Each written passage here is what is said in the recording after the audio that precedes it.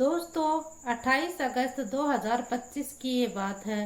दरअसल एक महिला होती है, वह अपने घर का सारा काम निपटाकर वह अपने मन को शांति देने के लिए, रिलैक्स करने के लिए, कूल करने के लिए वह इंस्टाग्राम के ऊपर रील देख रही थी।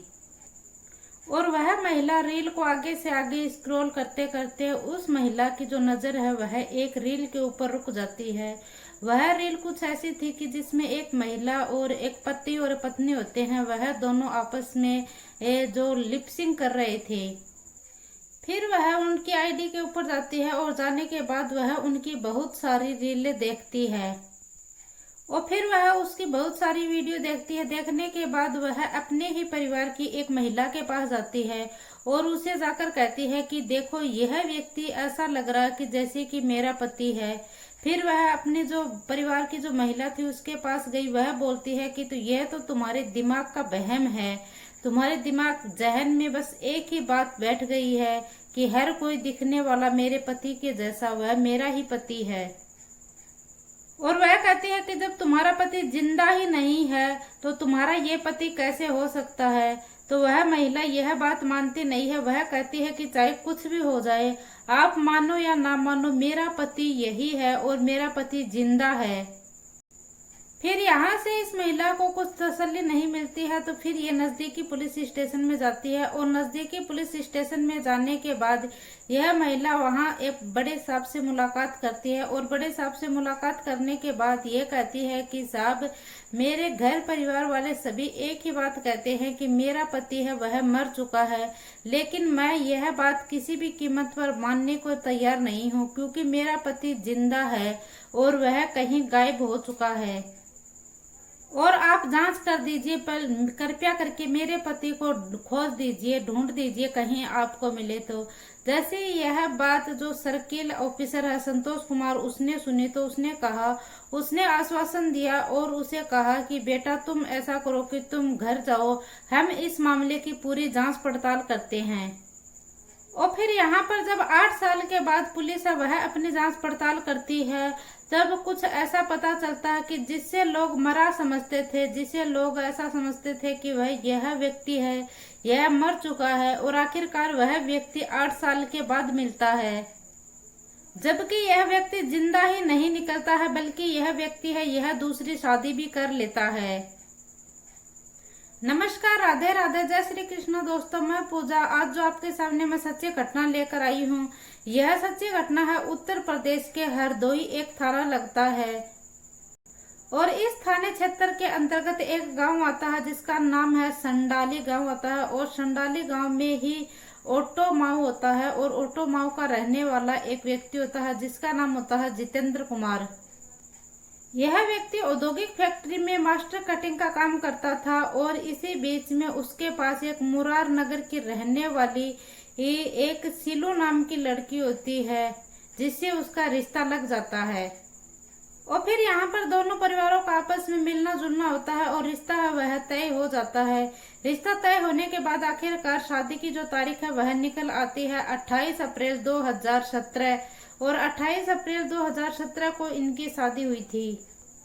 और फिर यहाँ पर सब कुछ अच्छे से चल रहा था। शादी हो जाती है। शादी होने पर जैसे कि बारात जाती है, बारात में दूल्हा सब को बहुत ज्यादा खुशी थे और खुशी खुशी से बैंड बाजे के साथ वह शादी करने के लिए बारात लेकर पहुंच जाते हैं। जब बारात लेकर वह वहां पहुंचते हैं तो वापस वह दुल्हन को भी साथ में लेकर आते हैं और दुल्हन को साथ में लेकर आते हैं तो घर में बड़ी खुशियां मनाई जाती है। और फिर ऐसे ही करते करते सब कुछ बहुत अच्छे से चल रहा था, सब कुछ ठीक ठाक चल रहा था। और फिर ऐसे ही करते करते आगे समय था वह बीतता जा रहा था, जैसे कि मई, जून, जुलाई, अगस्त, सितंबर, अक्टूबर, नवंबर, इसी तरह थे महीने थे वह गुजर रहे थे।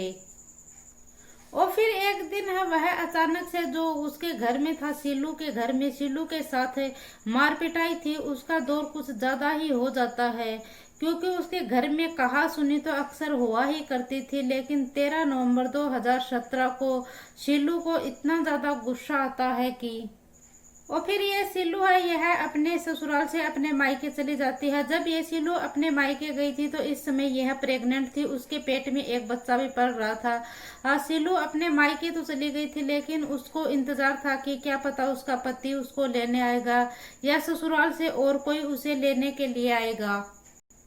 और इसी बीच में इसको कोई लेने नहीं आता तो समय है वह आगे बढ़ता जाता है, और इसी बीच में सिल्लू के एक बेटा है वह पैदा हो जाता है। और वह इंतजार करती है कि क्या पता उसके ससुराल से कोई आएगा, उसका कोई पति, जो पति है उसका, वह लेने के लिए आएगा। लेकिन उसे कोई लेने के लिए नहीं आता है। तो वह पता करती है तो पता चलता है कि जो उसका पति है वह तो गायब ही हो चुका है। फिर ये जो महिला है सिल्लू, यह अपने ससुराल में पहुंच जाती है, और अपने ससुराल में पहुंचकर जब ये अपने ससुराल वालों से बातचीत करती है, उनसे पूछने की कोशिश करती है, तो उसके ससुराल वाले हैं वह सही से जवाब नहीं दे पाते हैं।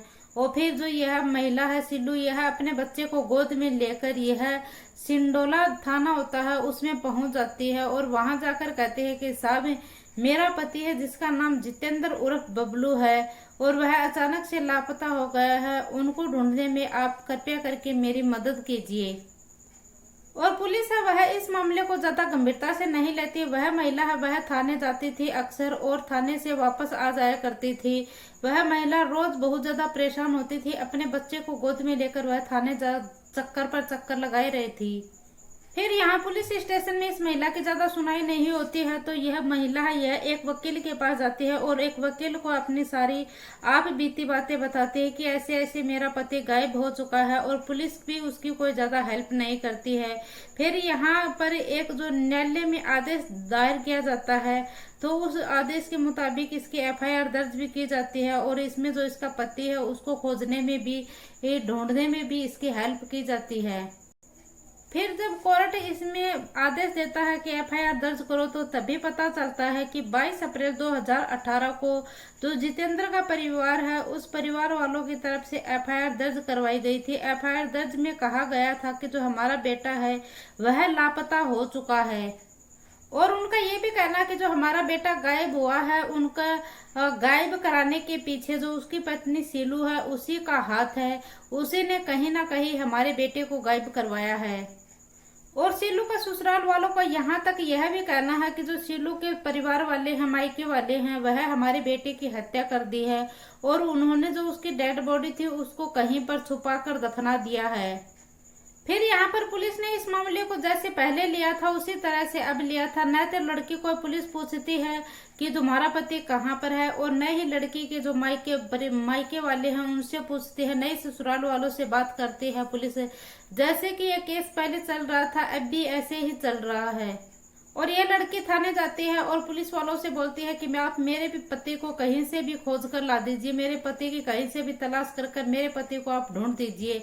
और यह बात है 22 अप्रैल 2018 की, और फिर एफआईआर दर्ज होती है। फिर 2019 निकल जाता है, 20 निकल जाता है, 21 निकल जाता है, 22 निकल जाता है, और 23 और 24 भी निकल जाता है, और फिर साल 2025 भी आ जाता है। यहाँ पर महीने बीत रहे थे, दिन बीत रहे थे, साल बीत रहे थे, लेकिन जो सिल्लू थी उसकी उम्मीद थी वह लगातार बरकरार थी। ये उसने अपने मायके में ही रहकर अपने पति की खोज वह जारी रखी थी। फिर यह सिल्लू है, यह महिला अपने ही बेटे को अपने मायके में पढ़ाने की कोशिश करती है, वहां पर रहने सहने का यह अपना जचा रख लेती है, वहां पर यह रहना शुरू कर देती है। और फिर ऐसे करते करते इसकी दिनचर्या वह चल रही थी। और फिर एक टाइम आता है जिसमें 28 अगस्त 2025 की यह बात है। यह महिला ये इंस्टाग्राम पर रील देख रही थी, और रील को यह पन्ने दर पन्ने पलट रही थी, रील को स्क्रॉल करती जा रही थी, तो उसकी नजर है वह एक रील के ऊपर टिक जाती है, और उस रील में देखते हैं कि उसके पति का हूबहू दिखने वाला एक व्यक्ति होता है। वह एक महिला के साथ गाने के ऊपर लिपसिंग कर कर एक वीडियो बना रहा है, और वह बहुत अच्छे से वीडियो बना रहे हैं, बहुत रोमांस से वीडियो बना रहे हैं। फिर ये जो लड़की है यह इसकी आईडी खोलकर देखती है। फिर वह इसकी बहुत सारी वीडियो देखने के बाद वह अपने ही परिवार की एक महिला के पास जाती है और उसे यह वीडियो दिखाती है और कहती है कि यह व्यक्ति तो वो मेरा पति है, कुछ हो ना हो लेकिन ये मेरा पति है। फिर वह उस महिला को अपनी सारी बातें बताती है तो वह महिला कहती है कि तुम्हारा पति तो जिंदा ही नहीं है, तुम्हारा पति कैसे हो सकता है, यह तो तुम्हारे दिमाग का वहम है। फिर यह महिला है, यह यहाँ पर इनकी बातें नहीं मानती है और वह सीधा पुलिस स्टेशन में चली जाती है। फिर ये जो लड़की है सिलू, यह पुलिस स्टेशन जाने से पहले इसकी इस महिला के साथ जिद्दाबाजी हो जाती है, क्योंकि ये जो महिला है ये कहती है कि अगर तुम्हारा पति होता तो इतने दिन तक तुम्हारा पति जिंदा होता तो वह अपने माता पिता से, भाई बहन से, भतीजे से या अपनी बहन से किसी से तो संपर्क करता। अगर वह तुमसे नाराज था, तुमसे बात नहीं करता तो अपने फैमिली वाले, अपने परिवार वालों से तो बातें जरूर करता। और फिर यह महिला थाने में पहुंच जाती है और थाने में जो सर्किल अधिकारी होता है संतोष कुमार, उसके भी पास पहुंच जाती है। उनसे जाकर कहती है कि साहब जो मेरा पति है उन्हें गायब हुए 7-8 साल हो गए थे, और लेकिन जब ये 7-8 साल का समय बीता था, इसी बीच में कई कर्मचारियों का तबादला हुआ था, कई कर्मचारी आए थे, कई कर्मचारी गए थे, लेकिन जो संतोष कुमार सिंह है यह इस मामले को बहुत ज्यादा गंभीरता से लेता है। और फिर जो ये संतोष कुमार है यह इस आईडी को सर्विलेंस पर लगाया जाता है तो पता चलता है कि यहाँ से लगभग 700 किलोमीटर दूर पंजाब के लुधियाना में यह आईडी है, यह एक्टिव है, वहां से यह आईडी चल रही है। फिर यहाँ से पुलिस की टीम जाती है और पुलिस की टीम जाने के बाद कड़ी मशक्कत के बाद इस व्यक्ति को पकड़ लिया जाता है, और पकड़ लेने के बाद यह व्यक्ति वही नाम बताता है जो इसकी पत्नी सिलू ने बताया था, जितेंद्र उर्फ बबलू, लेकिन हालांकि यह नाम बदलने की कोशिश तो कर रहा था। फिर इस व्यक्ति से पूछा जाता है कि ये जो तुम्हारे साथ महिला है यह कौन है, तो ये बोलता है कि ये तो मेरी पत्नी है। तो फिर उसे कहा जाता है कि जो तुम्हारी पत्नी है सीलू, वह तुम्हारी क्या लगती है, वह उसी की वजह से हम तुम्हारे पास पहुंचे हैं। तो वह व्यक्ति बताता है कि जो मेरी पत्नी थी वह नाराज होकर अपने मायके चली जाती थी और मैं उसे बार बार मनाने की कोशिश करता था, लेकिन जो महिला पत्नी है वह उसको यह बात कहती है कि यह ऐसी कुछ कोशिश की नहीं, यह एक नई कहानी आपके सामने पेश कर रहा है। फिर इससे पता चलता है कि यह आए दिन अपनी पत्नी के साथ मारपीट किया करता था, दहेज मांगता था, जैसे कि इसकी पत्नी इससे लड़ाई झगड़ा कर कर अपने मायके चली जाए और इसके और इसकी पत्नी के बीच में दूरियां बनी रहे। फिर यह व्यक्ति यहाँ से निकलकर, अपने घर से निकलकर यह पंजाब के लुधियाना में पहुंच जाता है। वहां पर इसको एक लड़की से प्यार हो जाता है और वहां पर उसे शादी कर लेता है। शादी कर कर सब कुछ इसका अच्छा खासा चल रहा था और यह फेमस होने के लिए इंस्टाग्राम पर यह अपनी पत्नी के साथ वीडियो बना बनाकर इंस्टाग्राम के ऊपर डालने लगा। फिर इसे ये नहीं पता था कि जो वीडियो ये इंस्टाग्राम पर डाल रहा है उस व्यक्ति को नहीं पता था कि जो ये वो रील डाल रहा है, यही रील जो उसकी पत्नी है वही देख लेगी। अब फिलहाल इस व्यक्ति को गिरफ्तार कर लिया गया है और गिरफ्तार करने के बाद जो इसकी संबंधित धाराएं हैं उसमें इसका मुकदमा दर्ज किया गया है और मुकदमा दर्ज करने के बाद इस व्यक्ति को जेल भेज दिया गया है, क्योंकि यह इस व्यक्ति ने इलीगल तरीके से शादी की थी। और साथ ही जो महिला है यह बोल रही है कि मुझे इंसाफ चाहिए। इंसाफ तो अब इसे मिल ही जाएगा, क्योंकि जो इसका पति है उसको जेल भेज दिया गया है। और इस व्यक्ति ने इस महिला के जो बच्चा था, इसका जो बेटा था, उसके भी 7-8 साल थे, वह खराब कर दिए। और इस व्यक्ति का भी जो दूसरी महिला थी उसके साथ शादी की थी, उसे तो पता भी नहीं था कि इसने इतिहास में क्या कारनामा किया है। हम भी इस वीडियो के माध्यम से यही अपील करेंगे कि इस व्यक्ति के खिलाफ बड़ी से बड़ी कार्रवाई करनी चाहिए, ताकि आगे आने वाले भविष्य में और कोई व्यक्ति ऐसा काम ना करे। जो एक महिला है वह उस महिला को, आसपास के जो लोग थे, महिलाएं थी, वह उसे हर वक्त यह ताना मारती थी कि इसने अपने ही पति को खा लिया है, अपने ही पति की इसने हत्या कर दी है, जबकि उसने उस पति की हत्या भी नहीं की थी और वह पति था उसका जो वह मरा भी नहीं था, जिंदा था। और उसके ससुराल पक्ष वालों की बात आती थी तब भी यही बात होती थी कि इस महिला ने ही अपने पति को खा लिया है। और जो ये महिला थी यह बहुत ही सीधी सादी और बहुत ही सिंपल महिला थी। इसने अपने बच्चे को पालने के लिए अपनी पूरी जिंदगी है वह न्यौछावर कर दी। दोस्तों, इस पूरी घटनाक्रम का सुनाने का उद्देश्य मेरा किसी को दिल को ठेस पहुंचाना नहीं है, किसी को परेशान करना नहीं है, बल्कि आपको जागरूक करना है, सचेत करना है। जय हिंद, जय भारत।